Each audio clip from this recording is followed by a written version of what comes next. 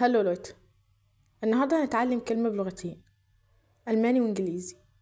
الكلمة هي الحرية. بس قبل ما نبدأ ما تنسوش اللايك والشير والسبسكرايب. لوس جيتس.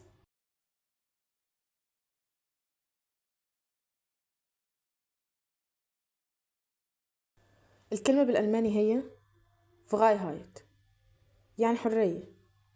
الكلمة دي مكونة من جزئين، فراي يعني حر، وهايت ودي بنسميها لاحقا، بتحول الكلمة لاسم.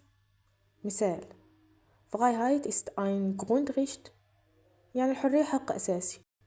أما بالإنجليزي فمعناها freedom، وهي جاية من كلمة free يعني حر. مثال: freedom is a basic right، يعني الحرية حق أساسي. الكلمتين ليهم نفس المعنى، Freiheit تساوي freedom، لكن كل لغة ليها طريقة مختلفة في تكوين الكلمة. لو عجبكم الفيديو قولولي في الكومنت تحبوا الكلمة الجاية تكون ايه، وما تنسوش الشير واللايك والسبسكرايب. تشوس.